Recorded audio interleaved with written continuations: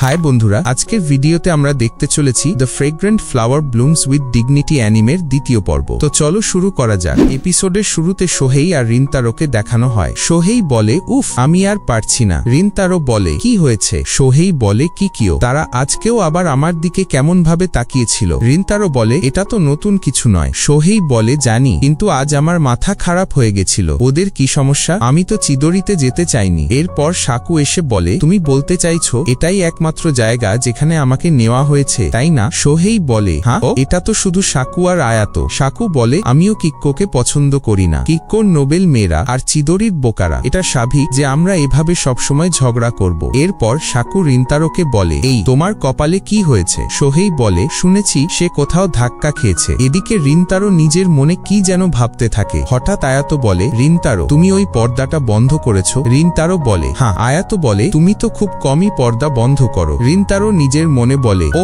Sheet, আমি ওটাকে ওভাবে রেখে দিয়েছিলাম। সোহেই বলে, কিক্কোর বিল্ডিং এর দিকে তাকালে তোমার মন ভালো হবে না, তাই না? রিনতারো হঠাৎ জোরে বলে, একদম না। এরপর সে দেখে সবাই তার দিকে তাকিয়ে আছে। তারা বলে, কি হলো, তুমি এত উত্তেজিত কেন? রিনতারো বলে, সরি, কিছু না, সূর্যের আলোটা একটু বেশি ছিল। এরপর রিনতারো ক্লাসে বসে ভাবে, ওয়াগুরি সান। ও তো সত্যিই অবাক হয়েছিল। সে নিজের প্রতি বিরক্ত হয়ে বলে, আমি শুধু রিফ্লেক্সে পর্দাটা বন্ধ করে দিয়েছিলাম, কিন্তু এখন মনে হচ্ছে এটা আসলেই অভদ্রতা ছিল। তারপর সে জানালার দিকে তাকিয়ে বলে, কিক্কো আর চিদরি, ও হয়তো আর দোকানে আসবে না। হয়তো এটাই ভালো। আমার সঙ্গে সম্পর্ক রাখলে ওর কিছু ভালো হতো না, বিশেষ করে যদি ও কিক্কো থেকে হয়। এটাই সবার জন্য ভালো। সোহেই বলে, এই রিনতারো, আজ তুই ফ্রি? চলো কোথাও ঘুরি। রিনতারো ফোন বের করে বলে, মার কোনো সাহায্য লাগবে নাকি? তারপর বলে, ও কোথায় যাচ্ছি? সোহেই বলে, ওয়াও, এবার তুই রাজি? রিনতারো বলে, হ্যাঁ ঠিক আছে। পরবর্তী দৃশ্যে তারা দেখে স্কুলের সামনে অনেক ভিড়। একটু এগিয়ে গিয়ে দেখে কিক্কো হাই স্কুলের কাউরুকো চিদরির সামনে দাঁড়িয়ে আছে। রিনতারো দেখে বলে, ওয়াগুরি সান। সে মনে মনে বলতে থাকে, ও এখানে কেন, কি করতেছে? সোহেই বলে, এই কিক্কোর চিদরির সঙ্গে কি কাজ? কাউরুকো বলে, আমি কারো জন্য অপেক্ষা করছি। সোহেই বলে, হ্যাঁ, কার জন্য?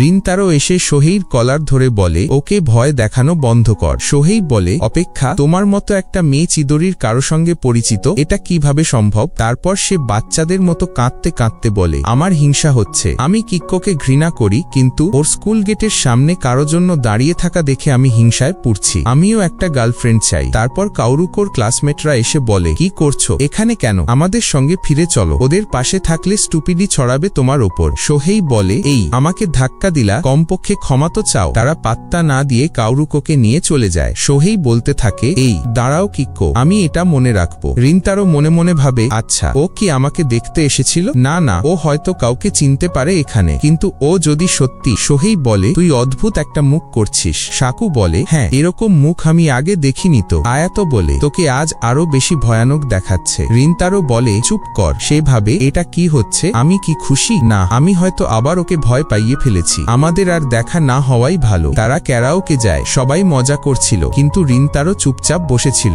সাকু দেখে বলে, কিছু হয়েছে? আয়াতো বলে, হ্যাঁ, এখন যখন বললি ওকে আজ একটু অন্যরকম লাগছিল। সাকু বলে, কিছু হলে বল, আমরা শুনবো। আর তোর আঘাতটাও দেখে মনে হচ্ছে না তুই শুধু কোথাও ধাক্কা খেয়েছিস। রিনতারো মনে মনে ভাবে, আমি কি ওদের বলবো? ওয়াগুরি সানের কথা বললে কি হবে? ওদের জানার দরকারই বা কি? যদি বলি ওরা হয়তো বলবে কিক্কো। কিক্কো নিয়ে মাথা ঘামাবি না। আমি ওদের দোষ দিতে পারি না, কিন্তু আমি সেটা শুনতে চাই না। তারপর রিনতারো বলে, কিছু না, আমি ঠিক আছি। পরবর্তী দৃশ্যে রিনতারো বাড়ি ফিরে দেখে ওদের দোকানে কাউরুকো বসে আছে তার জন্য। রিনতারো বলে, ওয়াগুরি সান, তুমি এখানে কেন? কাউরুকো বলে, আমি খুব দুঃখিত। এত ঝামেলার জন্য আমি চিদরি আর কিক্কোর শত্রুতাটাকে অবমূল্যায়ন করেছিলাম। রিনতারো বলে, আমি তো এসব নিয়ে চিন্তাও করিনি। ঠিক আছে, আর মাথা তোলো। তারপর রিনতারোর মা এসে বলে, তুই অবশেষে ফিরলি। দেরি করবি তো অন্তত জানাস। ওয়াগুরি সান সারাক্ষণ তোর জন্য অপেক্ষা করছিল। রিনতারো বলে, ওয়াগুরি সান কেক খাবে না একসাথে? এরপর তারা দুজনে একসাথে বসে কেক খায়। রিনতারো মনে মনে ভাবে, ও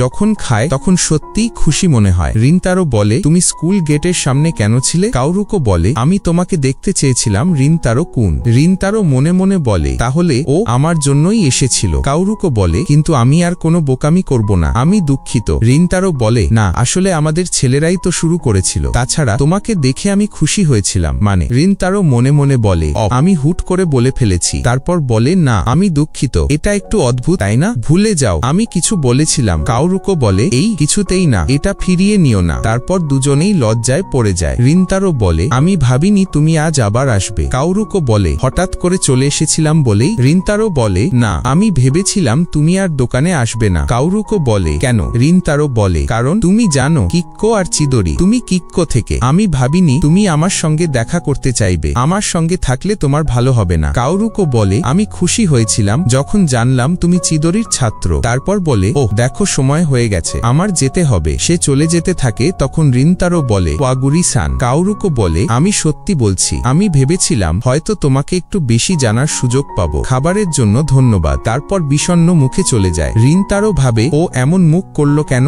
জানি না, কিন্তু আমি ওকে কষ্ট দিয়েছি। তারপর ওর মা এসে বলে, ওয়াগুরি-সান কি চলে গেছে? রিন্তারো ঘুরে তাকাতেই ওর মা চিৎকার করে বলে, এই তুই ঠিক আছিস? আমি তো কঙ্কালের জন্ম দেইনি, এখনই আমার সঙ্গে আয়। তারপর রিন্তারো সব খুলে বলে। ওর মা সব শুনে বলে, তুই কি বুঝতে পারছিস না? তোকে যেমন অন্যরা দেখেছিল ঠিক তুই এখন তাই করছিস। তুই তো অপছন্দ করতি যখন মানুষ তোর চেহারার বা স্কুলের উপর বিচার করত, আর এখন তুই নিজেই সবসময় বলছিস কিক্কো এটা কিক্কো ওটা। কিন্তু ও যখন জানলো তুই চিদরির, ওর আচরণ কি একবারও বদলেছিল? তুই আসলে ওর কোন দিকটা দেখেছিলি? রিন্তারো তখন অতীতের কথা ভাবে, যেখানে সবাই বলতো, শুনেছি রিন্তারো কুনের বাড়িতে কেকের দোকান আছে, ওর সাথে তো মানায় না, ও তো খুব ভয়ঙ্কর। এসব ভাবতে ভাবতেই সে নিজেকে এক ঘুষি মারে। তার মা বলে, এই থাম, কি করছিস? রিন্তারো বলে, আমি সবচেয়ে বাজে, আমি ওয়াগুরি-সানের সঙ্গে ঠিক তাই করছিলাম যেটা অন্যরা আমার সঙ্গে করত। পরবর্তী দৃশ্য, রিন্তারো কিক্কো হাই স্কুলের সামনে দাঁড়িয়ে। কাওরুকো বলে, রিন্তারো কুন, তুমি এখানে কেন? রিন্তারো বলে, আমি ভেবেছিলাম যদি তাড়াতাড়ি আসি তাহলে তোমাকে দেখতে পাবো। আমি দুঃখিত, তোমাকে কষ্ট দিয়েছিলাম। তুমি যখন চলে গেলে তোমার মুখটা দুঃখী দেখাচ্ছিল। কাওরুকো নিচে বসে পড়ে, মুখ লুকিয়ে বলে, আমি খুব লজ্জিত, আমার মুখে ওই রকম ভাব ছিল। হ্যাঁ, আমি দুঃখ পেয়েছিলাম, কিন্তু ওগুলো আমার নিজের স্বার্থপর অনুভূতি ছিল। কিছু না বলে চলে গিয়েছিলাম আর তোমাকে আবার চিন্তায় ফেলেছিলাম। আমি দুঃখিত। রিন্তারো বলে, না আমি যে। কাওরুকো বলে, তুমি অনেক বেশি দয়ালু রিন্তারো কুন। রিন্তারো ভাবে, ওয়াগুরি-সান সব সময় সত্যি কথা বলে, আমাকেও এবার সাহস করে বলতে হবে। তারপর সে বলে, যখন চিদরির কিছু লোক কিক্কো সম্পর্কে বাজে কথা বলছিল, সাধারণত এসব নিয়ে ভাবি না, কারণ আমি এসবের মাঝে বড় হয়েছি, কিন্তু যখন ভাবলাম ওরা তোমার সম্পর্কে বলছে, আমি সহ্য করতে পারিনি। আমি চাইনি তোমার কোনো ক্ষতি হোক আমার জন্য। আমি যা বলেছিলাম সব ফিরিয়ে নিতে চাই। আমি দুঃখিত, আমি শুধু আমাদের স্কুল নিয়ে ভাবছিলাম, তোমার কথা ভাবিনি। কাওরুকো খুশিতে বলে, আমি এখন ঠিক আছি, দুঃখিত। তারপর সে বলে, চিদরি আর কিক্কো কোনো ব্যাপার না, আমি শুধু তোমাকে জানতে চাই কারণ তুমি রিন্তারো কুন। দৃশ্য বদলায়। রিন্তারো ক্লাসের জানালার দিকে তাকায় আর কাওরুকোকে দেখে। কাওরুকো রিন্তারোকে দেখে খুশিতে নাচতে থাকে। রিন্তারো মনে মনে বলে, আমি জানতে চাই ওয়াগুরি-সান সম্পর্কে। মনে হচ্ছে যে জগৎটার অংশ আমি হতে পারতাম না, সেটা একটু কাছাকাছি এসেছে। এবং এখানেই এপিসোড শেষ হয়। এপিসোডটি ভালো লাগলে চ্যানেলটা সাবস্ক্রাইব করতে ভুলো না। দেখা হচ্ছে পরবর্তী এপিসোডে।